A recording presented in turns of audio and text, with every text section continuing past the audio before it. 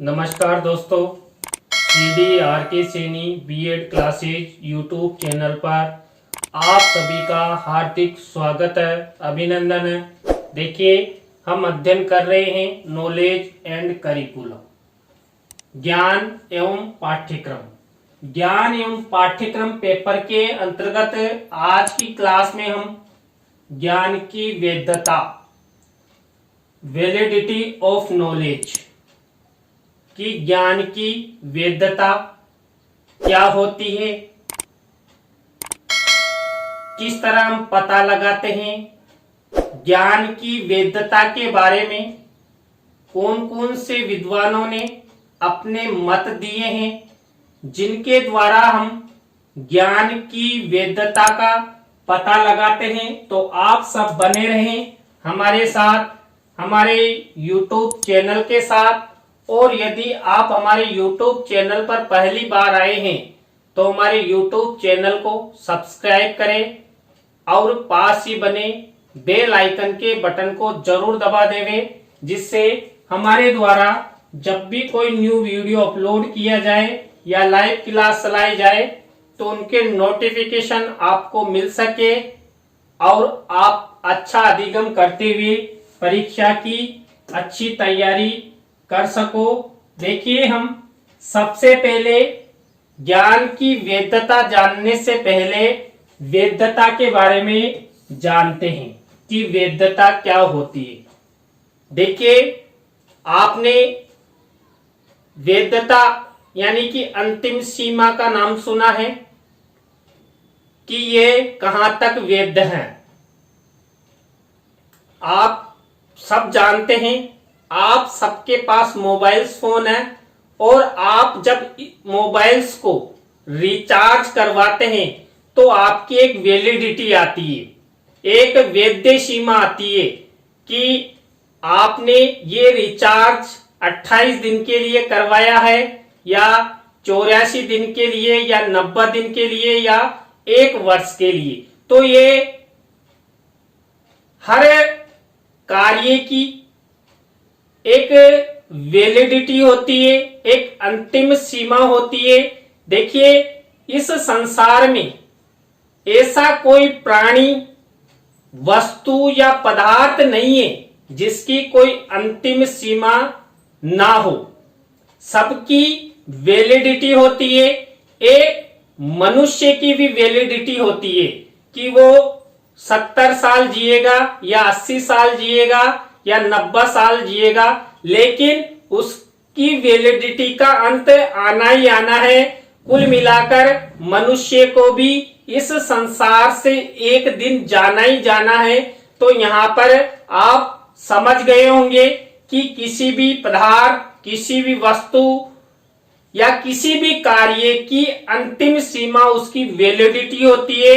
यानी कि आप देखना, किसी भी कार्य की हम वैलिडिटी जानने के लिए 0 से शुरू करते हैं और बढ़ते हुए 100% तक जाते हैं। मान लीजिए आप किसी भी प्रकार का कोई कार्य कर रहे हैं या कोई वस्तु का निर्माण कर रहे हैं या पदार्थ के बारे में जान रहे हैं, तो यदि आप 0% लेवल से उसके बारे में जानने हेतु गए और आप यदि 100% जान लेते हैं तो वो उसकी वैलिडिटी हुई कि यदि 100 में से 100% उस वस्तु के बारे में आप जान लेते हैं, पदार्थ के बारे में जान लेते हैं, तो ये सत्य माना जाएगा। और यदि आप उस वस्तु पर 90% पर जाकर ही रुक जाते हैं कि आप 0 से उस पर विश्वास करने लगे या 0 से उसके बारे में जानने का आपने कार्य शुरू किया और आप 90% तक ही जान पाए, तो 10% आपका बकाया रह गया। तो फिर वो ज्ञान की अंतिम सीमा नहीं है। यहां पर वह ज्ञान अविश्वासी माना जाएगा। देखिए, हम थोड़ा सा वैधता के बारे में जानते हैं। वैधता वह सीमा है जिस सीमा तक एक अवधारणा, एक निष्कर्ष या एक माप अच्छी तरह से स्थापित है और संभवतः वास्तविक दुनिया से सटीक रूप में मेल खाता है। देखिए यहां पर अभी अभी मैंने बताया भी है कि वैधता वह सीमा है जिस सीमा तक किसी भी वस्तु, पदार्थ या कार्य की अवधारणा एक निष्कर्ष तक या एक माप तक अच्छी तरह से स्थापित हो सके। देखिए यहां पर मैंने बताया था हम 0 से चले 100% अगर हम पता लगा लेते हैं। देखिए आपको पता रहता, आप मोबाइल रिचार्ज कराते हैं कि मैंने 84 डेज के लिए मोबाइल रिचार्ज कराया है, तो आपको 100% पता है कि 84 डेज के बाद मेरी मोबाइल की वैलिडिटी खत्म हो जाएगी। और यदि आपने रिचार्ज कराया और आपको पता ही नहीं है कि आपकी वैलिडिटी कब होगी खत्म, तो फिर उसके बारे में आप कंफर्म नहीं कर सकते। यदि आप किसी भी वस्तु, पदार्थ के बारे में 100% जानते हैं तो आप उसकी वैलिडिटी, उसकी वैधता पता लगा सकते हैं। और यदि आप 90% या 50% जानते हैं तो उस विषय वस्तु, पदार्थ या कार्य के प्रति अविश्वास भी होगा और कंफर्म उसकी वैधता का पता भी नहीं लगाया जा सकता। तो देखिए इस दुनिया में जो भी पदार्थ, वस्तु या कार्य बने हैं सबकी अंतिम सीमा है और उस अंतिम सीमा का पता लगाने के लिए हम कार्य करते हैं। वैधता शब्द वेद लैटिन भाषा के वैलिडस शब्द से लिया गया है जिसका अर्थ है मजबूत। देखिए मजबूत का मतलब हमने 100% उस वस्तु के बारे में ज्ञान प्राप्त कर लिया है, उसकी वैधता का पता लगा लिया है कि वह वस्तु या पदार्थ या कार्य कितना मजबूत है, यानी कि हमने उसकी अंतिम सीमा जान ली। इसी तरह देखिए एक माप उपकरण की वैधता वह डिग्री है, यदि हम माप करने लगे तो एक माप उपकरण की वैधता वह डिग्री है जिस तक उपकरण मापता है जिसे वह मापने का दावा करता है।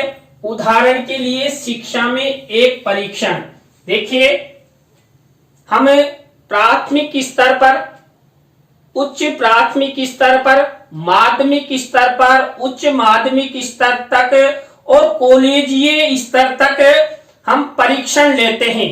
आप सब भी अध्यापक बनने जा रहे हैं तो आप भी परीक्षण लेंगे, तो एक परीक्षण की भी एक वैलिडिटी होती है कि आप उस प्रश्न पत्र में कितने अंकों का प्रश्न पत्र आप निर्माण करेंगे और बच्चों पर लागू करेंगे, कौन सा प्रश्न कितने अंक का होगा, प्रश्नों के प्रकार कौन कौन से होंगे। और आप जब छात्रों की उत्तर पुस्तिकाएं जांच करेंगे तो वहां पर जो छात्रों का परिणाम आएगा उस परिणाम को आप किस स्तर पर कैसे कैसे डिवाइड करते हैं, फर्स्ट डिवीजन पर इतना, सेकंड डिवीजन पर इतना, थर्ड डिवीजन पर इतना, और छात्र यदि इतने अंक प्राप्त करेगा तो वो फेल की श्रेणी में माना जाएगा। तो यहाँ पर शिक्षा में एक परीक्षण अच्छा है। आपने देखा होगा कई जगह आप लीटर में माप कराते हैं कि 3 लीटर, 5 लीटर, 10 लीटर, तो देखिए वहां पर भी आपको एक माप मिलेगी। माप के आधार पर आप 1 लीटर पेट्रोल लेना चाहते हैं या डीजल लेना चाहते हो, 1 लीटर माप का आपको फुल वर्क दिया जाएगा। तो देखिए उसमें 1 लीटर से अधिक पेट्रोल या डीजल नहीं आएगा, तो वो अंतिम सीमा यानी उसकी वैलिडिटी हो गई। इसी तरह देखिए आप बाइक में पेट्रोल भरवाते, अब मान लीजिए आपकी बाइक की टंकी में 5 लीटर पेट्रोल आता है और पेट्रोल पंप वाला कहे कि इसमें मैंने 6 लीटर भर दिया है, तो आप उसे अंतिम सीमा मान सकते हो, वैलिडिटी मान सकते हो? नहीं, पहले से ही निर्धारित है। हम सबको, आप सबको पता है कि बाइक की जो टंकी है उसकी अंतिम सीमा, उसकी वैलिडिटी ही 5 लीटर की है। भैया आप 6 लीटर कहां से भर दोगे? तो इस तरह हम वैलिडिटी के द्वारा किसी भी वस्तु के निष्कर्ष और परिणाम को जान सकते हैं। तो यहाँ पर हम शिक्षा क्षेत्र में भी अच्छे प्रयोग और परीक्षण कर वैलिडिटी का पता लगा सकते हैं। वैधता विस्तार से वर्णित विभिन्न प्रकार के साक्ष्य संग्रह की ताकत पर आधारित है। जैसे चेहरे की वैधता, देखिए हमारे चेहरे की भी एक वैधता होती है। जब हम बचपन में होते तो हमारा चेहरा इतना अच्छा होता है, और जब हम युवा अवस्था में आते हैं तो हमारा चेहरा और चरम अवस्था पर पहुंचता, हम सुंदर बनने की कोशिश करते हैं। और जो ही हमारा बुढ़ापा शुरू होता है, चेहरों पर झुर्रियां पड़ने लग जाती है। तो एक चेहरे की भी एक वैलिडिटी होती है। निर्माण वैधता, देखिए हम कोई भी प्रोडक्ट निर्माण करते हैं या वस्तु का निर्माण करते हैं या पदार्थ का निर्माण करते हैं, तो उसकी भी अंतिम सीमा होती है, जिसके माध्यम से हम उसकी वैलिडिटी के बारे में पता लगाते हैं। देखिए वैधता का सामान्य अर्थ है सही होना, सत्य होना, वास्तविकता के अनुकूल होना। देखिए वैलिडिटी के द्वारा हम किसी वस्तु पदार्थ के बारे में उसकी वो बिल्कुल सही है कि नहीं है, इसके बारे में पता लगाते हैं। वो सत्य है कि नहीं है या वास्तविकता के अनुकूल है कि नहीं है। देखिए मैंने अभी उदाहरण दिया, बाइक में 5 लीटर की टंकी में 6 लीटर का पेट्रोल आना, तो ये यहाँ पर साबित होता है कि सही है, सत्य है, वास्तविकता के अनुकूल है। ऐसे ही जब हम ज्ञान की सत्यता की जांच करते हैं, तो किसी भी क्षेत्र में किसी भी प्रकार का कोई ज्ञान हमें मिलता है या हम छात्रों को प्रदान करते हैं, तो उसकी एक वैलिडिटी होती है, और उस ज्ञान में देखा जाता है कि वो ज्ञान सही है कि नहीं है, सत्य है कि नहीं है, और वास्तविकता के अनुकूल है कि नहीं है, और ज्ञान कितना परसेंट सही है, 100% सही है या 50% सही है। तो यहाँ पर ज्ञान की वैलिडिटी भी हम इसी तरह लगा सकते हैं।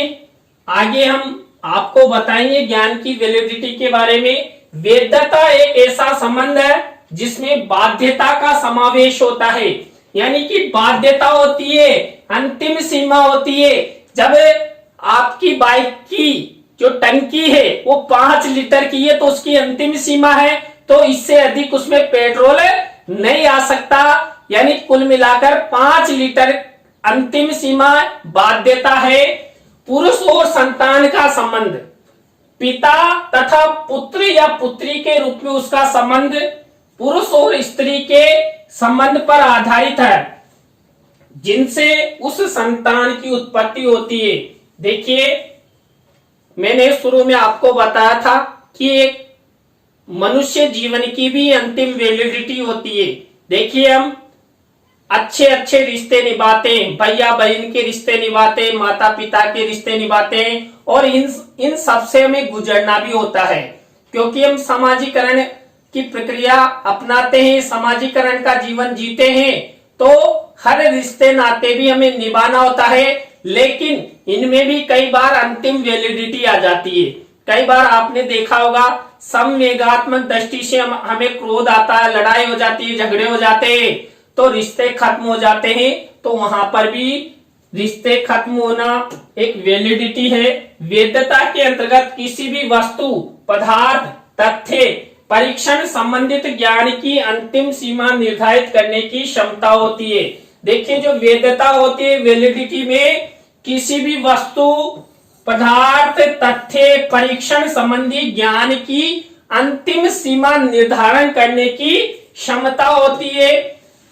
और एक ये जो वैलिडिटी होती है प्रत्येक मानदंड या मापदंडों पर आधारित होती है। किसी भी वस्तु, पदार्थ या परीक्षण की अंतिम सीमा सापेक्षता, विषय वस्तु या संरचना का निर्धारण करते हुए हम कर सकते हैं। मान लीजिए कोई वस्तु है, उसकी हम सापेक्षता देखेंगे कि ये अपने जीवन के लिए कितनी उपयोगी है, इसमें फ्यूचर कर्त ज्ञान है, वर्तमान युक्त ज्ञान है, या विषय वस्तु, ये विषय वस्तु की वैलिडिटी यानी कि इस विषय वस्तु में कितनी सत्यता है। कितना हम इस विषय वस्तु पर विश्वास करते हैं, या हमने किसी भी प्रकार की कोई संरचना की है, उस संरचना की वैलिडिटी क्या है। तो यहाँ पर हम वैलिडिटी के बारे में हमने अध्ययन किया। वैलिडिटी यानी कि वैधता के बाद हम अध्ययन करते हैं ज्ञान की वैधता, वैलिडिटी ऑफ नॉलेज। देखिए वेद्य ज्ञान की 4 महत्वपूर्ण शर्तें हैं। देखिए हम किसी भी क्षेत्र में कोई ज्ञान ग्रहण करते हैं तो सबसे पहले 4 शर्तें होती है। सबसे पहली शर्त है, सबसे पहले वेद्य ज्ञान दोषपूर्ण कारणों से मुक्त होना चाहिए।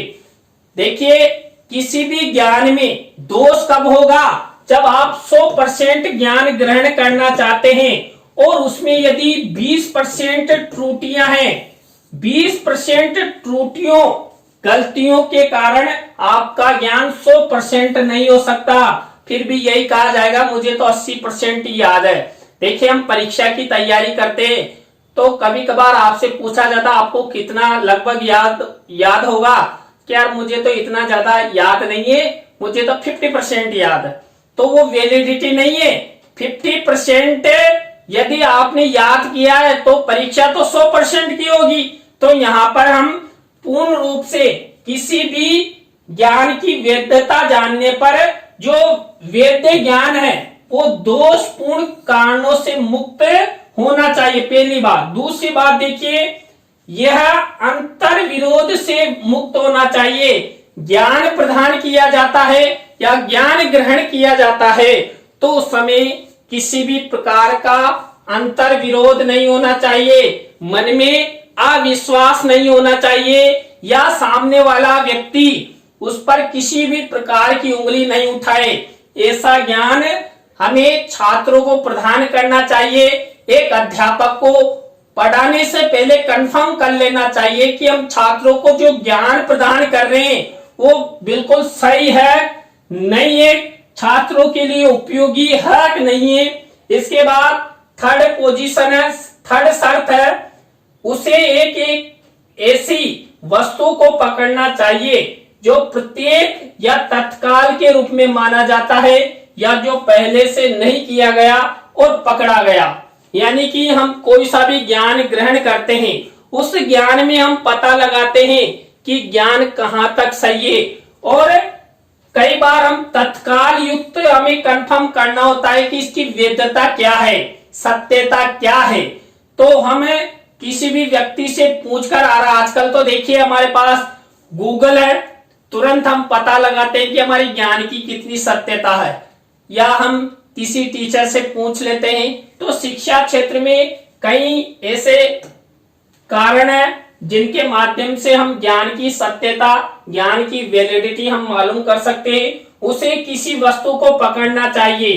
देखिए यहाँ किसी वस्तु का मतलब ज्ञान को पकड़ना चाहिए, और ज्ञान को पकड़ने से ही ज्ञान की वैलिडिटी के बारे में पता लगता है। ज्ञान आता है, ग्रहण करते जाइए। देखिए जिस कक्षा में जो पिता अध्ययन करता है उसी कक्षा में पुत्र भी अध्ययन कर सकता है। तो ज्ञान सीखना जीवन भर हम ज्ञान को ग्रहण कर सकते हैं, लेकिन यहाँ पर ज्ञान की भी वैलिडिटी होती है और ज्ञान की सत्यता की जांच करना अति आवश्यक हो जाता है। सच्चे ज्ञान की वैधता का आधार क्या होना चाहिए? देखिए 100% सही वाला ज्ञान होता है, उसकी वैधता का आधार क्या होना चाहिए, सच क्या है, ज्ञान की वैधता जानना क्यों आवश्यक है। इन्हीं प्रश्नों के उत्तर देने हेतु जो हमारा दर्शन शास्त्र है, उस दर्शन शास्त्र में मानव ज्ञान की वैधता के परीक्षण के सिद्धांत बताए गए हैं। 4 सिद्धांत है, उनमें देखिए पहला सिद्धांत है सत्य का अनुरूपता सिद्धांत। सत्य का जो अनुरूपता सिद्धांत वो क्या कहता है, यह सुनिश्चित करती है कि सत्य वह है जो प्रकृति के मौजूदा तथ्यों, वास्तविक स्थिति और वस्तुनिष्ठ वार्ताओं के अनुरूप है। यानी कि हमें जो ज्ञान मिलता है वो प्रकृति के जो मौजूदा तथ्य हैं। देखिए ज्ञान की वैलिडिटी या सत्यता हम कब पता लगा सकते हैं? जब हमारे पास तथ्य होंगे। ज्ञान की सत्यता जानने हेतु भी हमारे पास तथ्य होने चाहिए। तो उन तथ्यों के आधार पर वास्तविक स्थिति क्या है और वास्तविक स्थिति को देखकर ही हमें सत्य की अनुरूपता सिद्धांत के द्वारा ज्ञान की वैलिडिटी निर्धारित कर सकते हैं। दूसरा सिद्धांत है सत्य का सुसंगतता का सिद्धांत। देखिए, सत्य का जो सुसंगतता का सिद्धांत है, ज्ञान मान्य है यदि यह सुसंगत है और अन्य विचारों, कथनों या अवधारणाओं के अनुरूप है। वही ज्ञान वैध है जो सुसंगत है और अन्य विचारों, कथनों या अवधारणाओं के अनुरूप है। तो वो सत्य का सुसंगता का युक्त ज्ञान है और उसकी अंतिम सीमा हम ज्ञात कर सकते हैं, उसकी वैलिडिटी निर्धारित कर सकते हैं। थर्ड सिद्धांत है सत्य का व्यवहारिक सिद्धांत। दुनिया में सब कुछ सापेक्ष है। विचारों, सिद्धांतों और प्रथाओं का मूल्य इस बात पर निर्भर करता है कि वह किसी स्थिति में कैसे कार्य करते हैं। अगर वह अच्छी तरह से काम करते हैं तो उन्हें सच्चे, अच्छे, सही और सुंदर के रूप में आंका जा सकता है।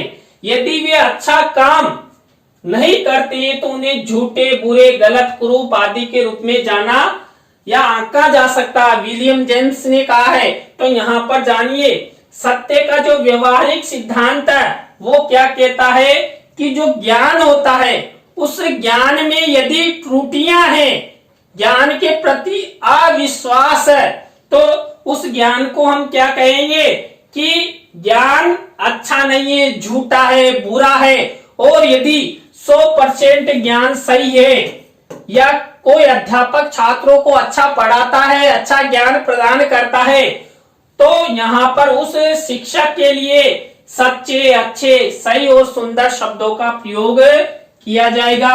इसके बाद चौथा सिद्धांत है सत्य का मार्क्सवादी सिद्धांत। देखिए, सत्य जो है उसमें नहीं है बल्कि उसमें है कि उसे क्या होना चाहिए। यानी कि ज्ञान का 100% वैधता के लिए ज्ञान में क्या है, क्या नहीं है, क्या होना चाहिए, तब जाकर उस ज्ञान पर विश्वास किया जा सकता है। और ज्ञान हमेशा यदि 100% अच्छा होगा, सत्य युक्त होगा, तो यहाँ पर ज्ञान को अच्छा बताया जा सकेगा। तो ये हुई ज्ञान की वैलिडिटी के जो मानव के लिए जो सिद्धांत प्रचलित है। इसके बाद देखिए हम यहाँ पर ज्ञान की वैधता के कुछ परिभाषाएं दी है कुमरिला के अनुसार। देखिए, कुमरिला एक विद्वान है। कुमरिला के अनुसार वैध ज्ञान क्या है? एक वस्तु की आशंका है जो दोषों से मुक्त है और अन्य ज्ञान के विपरीत नहीं है। देखिए, हमेशा जो एक ज्ञान होता है वो वस्तु की आशंका होता है और हमेशा दोषों से मुक्त होता है और अन्य ज्ञान के हमेशा कभी विपरीत नहीं होता। वही ज्ञान है और वही ज्ञान की वैलिडिटी है। हमेशा ज्ञान दूसरों को बढ़ाने वाला होता है, न कि आपस में काटने वाला। दूसरा, प्रभाकर महोदय के अनुसार ज्ञान की वैधता क्या है? ज्ञान वस्तुओं की प्रत्येक प्रकार की आशंका है। देखिए, हम ज्ञान की वैलिडिटी जो प्रभाकर महोदय हैं उसके अनुसार यदि जानते हैं तो जो कोई भी वस्तु है उस वस्तु के प्रति यदि ज्ञान प्रदान किया जाता है तो हमें ज्ञान की वैलिडिटी प्रत्यक्ष रूप से देखकर कर सकते हैं। यदि हमने प्रत्यक्ष देख लिया तो हम मान लेंगे हमें कि ज्ञान है और उस ज्ञान में किसी भी प्रकार की कोई आशंका या अविश्वास नहीं रहेगा। इसके बाद प्लेटो और अरस्तु के अनुसार वैध ज्ञान ऐसा होना चाहिए जो वास्तविक हो, स्थायी और अपरिवर्तनीय हो हो न ही बदलने में सक्षम हो, क्योंकि वेद्यता युक्त ज्ञान हमेशा एक समान देता है तथा सच्चे ज्ञान से संबंध बनाता है। वेद्यता युक्त ज्ञान है, 100% सत्यता युक्त ज्ञान है, वो हमेशा अच्छे संबंध बनाता है, अच्छा वो आगे बढ़ता है। इसके बाद देखिए स्मृति का ज्ञान अतीत के प्रभाव से प्राप्त होता है। देखिए हम स्मृतियों के अनुसार जो ज्ञान ग्रहण करते हैं वो ज्ञान वेद्य ज्ञान नहीं माना जा सकता, क्योंकि हमने देखा नहीं, हमने केवल सुना है। तो यहां पर इसको मिथ्यक ज्ञान भी कह सकते हैं, अंधविश्वास युक्त ज्ञान भी कह सकते हैं, आख्यायिकाओं या कथाओं पर आधारित ज्ञान भी हम कह सकते हैं। इस टॉपिक के बारे में हम बाद में अध्ययन करेंगे कि आपके पाठ्यक्रम में है मिथ्यक ज्ञान, जिसे मिथ्यक ज्ञान कहते हैं, अविश्वास युक्त ज्ञान, जिस पर हम विश्वास नहीं कर सकते, 100% विश्वास नहीं होता, उसके बारे में अलग से टॉपिक है। तो देखिए आज की क्लास में हमने ज्ञान की वैलिडिटी के बारे में अध्ययन किया कि ज्ञान की वैधता क्या है। आपको वीडियो कैसा लगा कमेंट्स में हमें जरूर बताएं। नए टॉपिक के साथ हम आपसे फिर मिलेंगे CDRK Saini B.Ed classes YouTube channel पर। तो राम राम सा, बाय।